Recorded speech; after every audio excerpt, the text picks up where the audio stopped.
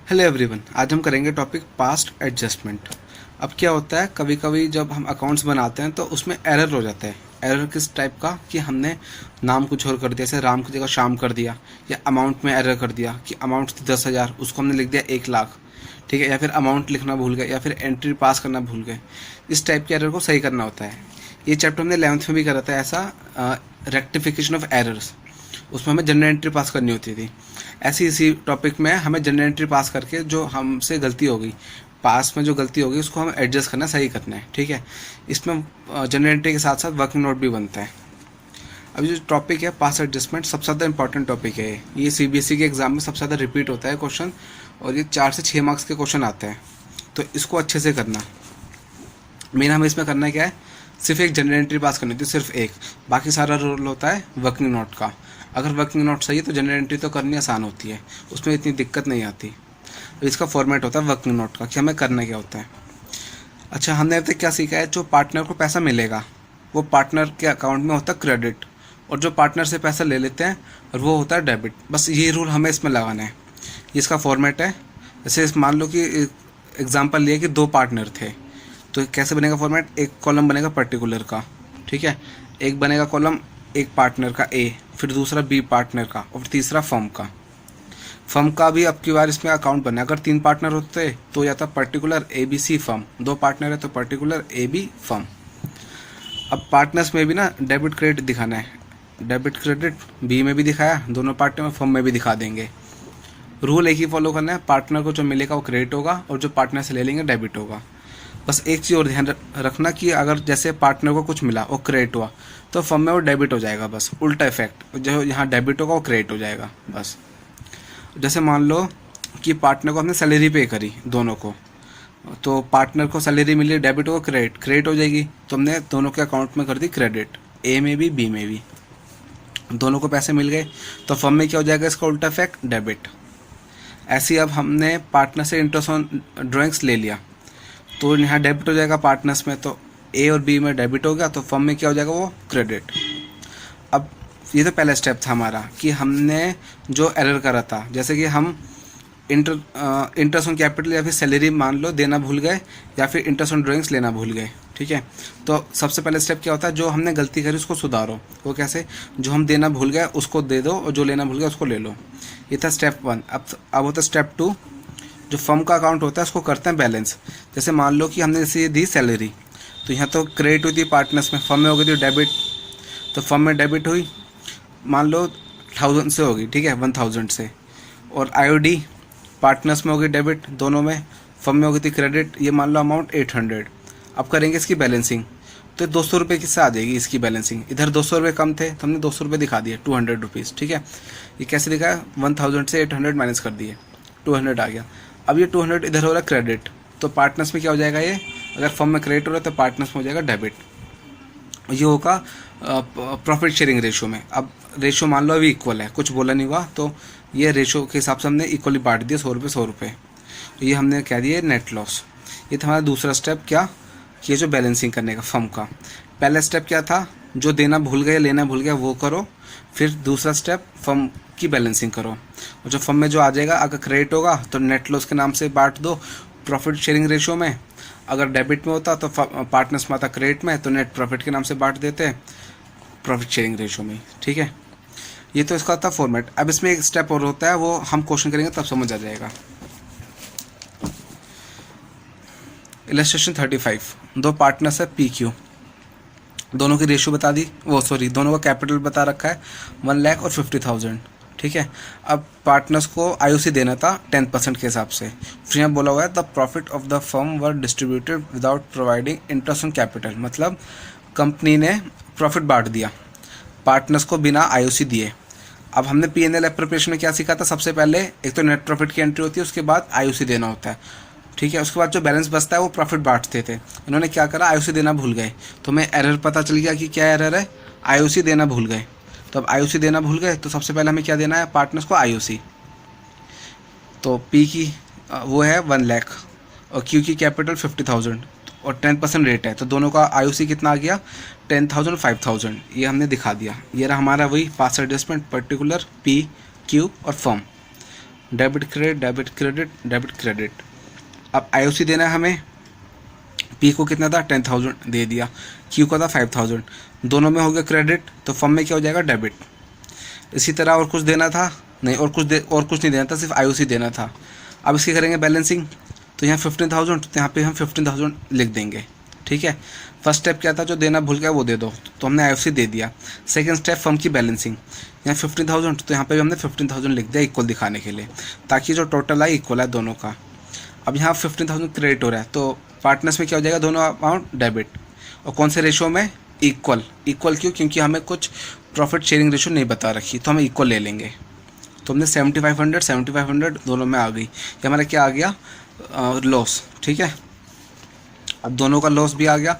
अब हमें last step सीखना है, थर्ड स्टेप, जो फाइनल स्टेप है ये, जिससे हमें पता चलेगा कि जनरल एंट्री में क्या क्या अमाउंट आनी है। अब देखो, सबसे पहले तो हमने दोनों को आईओसी दिया 10,000 10,000, फिर क्या करा, वो लॉस ले लिया दोनों से, ये 15,000 रेशो में, 7,500 अब करेंगे टोटल। 7,500 ऐसे आ जाएगा, 10,000 ऐसे आ गया, 7,500 5,000 15,000 तो हमेशा इक्वली आते हैं, तो इसमें तो हम यहाँ खाली छोड़ देंगे, इसमें 15,000 ख़त्म। ये अब इन दोनों में देखना है। हमने देखा पार्टनर को क्रेडिट हुआ, मतलब पार्टनर को पैसे मिले 10,000, और डेबिट हुआ 7,500, मतलब पार्टनर से पैसे लिए 7,500, तो पार्टनर को प्रॉफिट हुआ लॉस हुआ, पार्टनर को हो गया प्रॉफिट कितने का, 2,500 का, क्योंकि उसको पैसे मिले इतने और उससे पैसे लिए इतने, तो पार्टनर को इतने का प्रॉफिट हो गया। ऐसे क्यू का देखा, क्यू को 7,500 उससे पैसे लिए और दिए कितने उसको 5,000, तो बैलेंसिंग करी तो ये आ गया 2,500। ठीक है, ये हो जाएगा debit.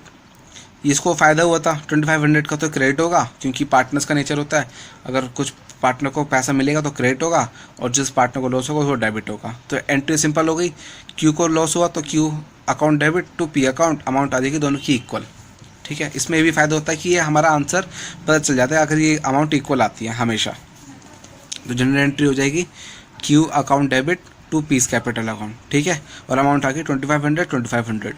Narration being the adjustment of omission of interest on capital, मतलब जो हम ओमिशन जो देना भूल गए थे उसे हमने उसकी एडजस्टमेंट कर दी, या फिर ये भी कर सकते हैं कि बीइंग द एरर रेक्टिफाइड।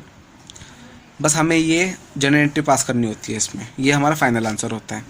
ध्यान रखना, सबसे पहले ये बनाया हमने पास एडजस्टमेंट का अकाउंट, उसके बाद हुई जनरल एंट्री। अब नेक्स्ट क्वेश्चन देखते हैं 36। दो पार्टनर दे दिए ए बी, दोनों का रेशियो बता दिया 3:2। ये बैलेंस शीट हो गई, दोनों का कैपिटल बता दिए 60,000 80,000, और प्रॉफिट बता दिया 30,000। और वो हमने क्या करा, प्रॉफिट बांट दिया पार्टनर्स को आईओसी दिए बिना, और सैलरी भी नहीं दी, और ए की ड्राइंग्स थी 10,000, बी की ड्राइंग्स 20,000। अब हमें इसमें सिर्फ कैपिटल बता रखा है, प्रॉफिट बता रखा है, आईओसी का रेट, सैलरी और ड्राइंग्स की अमाउंट। सबसे पहले तो ये देख लो, हमें इंटरेस्ट ऑन ड्राइंग की वो नहीं बता रखी परसेंटेज, तो हम उसके लिए हम आईओडी नहीं निकालेंगे, इंटरेस्ट ऑन ड्राइंग, तो एक टेंशन तो ख़त्म हो गई। अब देखो एरर क्या था क्वेश्चन में, प्रॉफिट था 30,000 और वो बांट दिया, was divided between the partners without allowing IOC and salary, salary और आईओसी दिए बिना।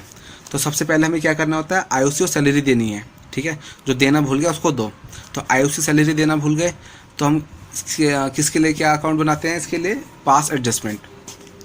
अब हमें निकालना है आईओसी 12%, ये रहा हमारा कैपिटल, इसका 12% निकाल देंगे। नहीं, ये जो हमें कैपिटल दे रखा है ना, ये हमारा क्लोजिंग कैपिटल है। वो कैसे पता चला, ये देखो 31 मार्च बोला हुआ है, और 31 मार्च मतलब क्लोजिंग ईयर, तो ये हमें एक तरह से ये क्लोजिंग कैपिटल दे रखा है। इससे हम पहले ओपनिंग कैपिटल निकालेंगे, उस पर आईओसी निकालेंगे। तो अब ओपनिंग कैपिटल निकालेंगे हम सबसे पहले, तो हमारा ये भी वर्किंग नोट में आएगा, टॉपिक आ गया calculation of working opening capital. सबसे पहले क्या आता था, अच्छा क्लोजिंग कैपिटल से ओपनिंग कैपिटल का फॉर्मेट याद है ना, सबसे पहले आता है ऊपर क्लोजिंग कैपिटल, उसके बाद जो पार्टनर को मिलता है पैसा, जैसे आईओसी सैलरी, वो यहाँ होता है माइनस, और जो पार्टनर से लेना होता है जैसे आईओडी ड्रिंक्स, वो हो जाता है प्लस, उल्टा चलता है इसमें पार्टनर्स कैपिटल अकाउंट में, और लास्ट में हमारा ओपनिंग कैपिटल आ जाता है। अब सबसे पहले हमें क्या दिखाना है, क्लोजिंग कैपिटल। तो क्लोजिंग कैपिटल ये रहा दोनों का 60,000 20,000, ये दोनों आ गया हमारा 60,000 20,000। अब हमें और क्या क्या बता रखा है, एक तो आईओसी, पर आईओसी हम देना भूल गए तो उसमें नहीं आएगा। सैलरी भी हम देना भूल गए थे, ये भी नहीं आएगा। तो हमने करा क्या, ये ड्राइंग्स 10,000 20,000 ये दोनों अमाउंट आ जाएगी। तो ए की भी ड्राइंग आ गई 10,000 और बी की भी ड्राइंग आ गई 20,000। तो हमने प्लस कर दी, तो अमाउंट आ गया हमें 70,000 40,000। और क्या बचा अब इसमें आने के लिए, प्रॉफिट था 30,000, वो हमने बांट दिया।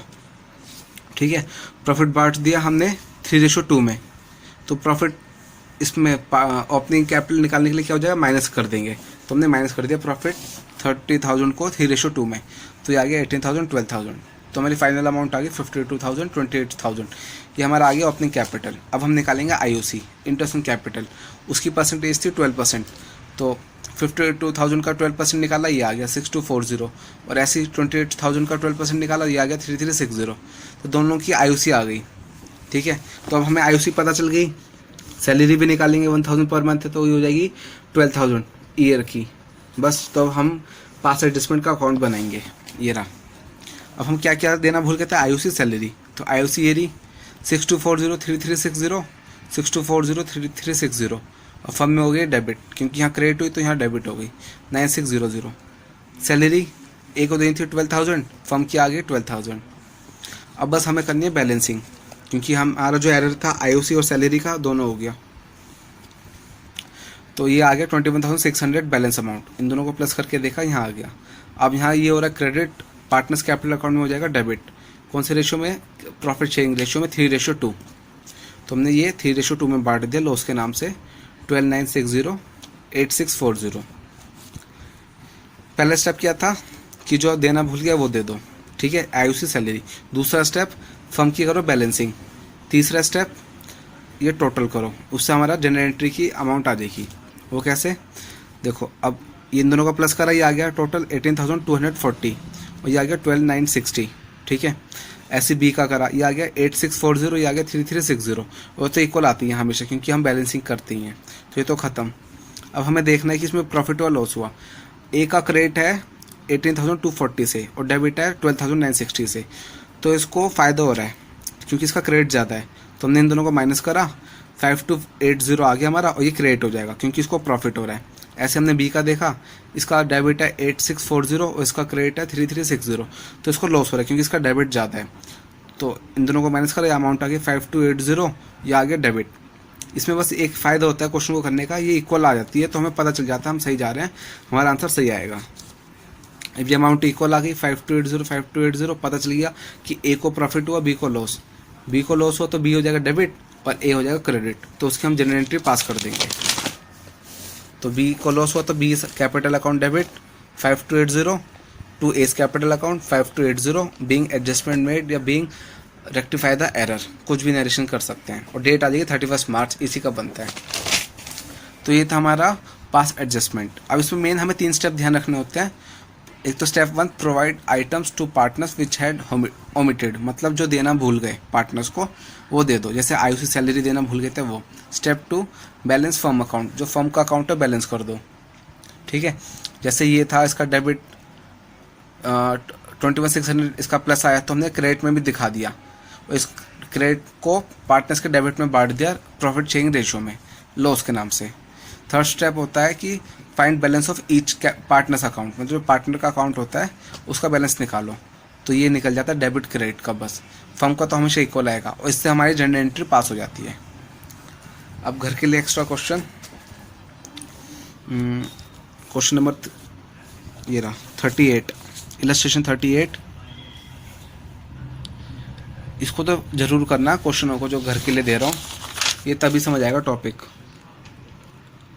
ठीक है, ये इसके आंसर वैसे तो इलस्ट्रेशन बुक में दिख जाएगा, जनरल एंट्री दिखा दी बस, और इलस्ट्रेशन करना 40। इम्पोर्टेंट है दोनों टॉपिक। ठीक है, वो सॉरी दोनों क्वेश्चन। इससे हमारा पार्टनर्स का एडजस्टमेंट अकाउंट बना सीख जाएंगे और जनरल एंट्री आ जाएगी हमें करने। और क्वेश्चन नंबर 37 भी कर सकते हैं। इसमें एक बात ध्यान रखना, जो अभी हमने क्वेश्चन करा था 36, उसमें क्या था कि जो हमें ड्राइंग्स थी बाहर दे रखी थी, तो हमने यहाँ पे ड्राइंग्स चार्ज करी थी। ठीक है, हमें इसमें ड्राइंग्स अंदर दे रखी है, मतलब ये चार्ज कर चुके हैं। अगर ड्राइंग्स अंदर होती है तो हम इसको पार्टनर्स कैपिटल अकाउंट में नहीं दिखाएंगे, क्योंकि इसका मतलब वो चार्ज हो चुकी है। ठीक है, तो 37 क्वेश्चन भी ट्राई कर लेना। ये कंडीशन सारी 38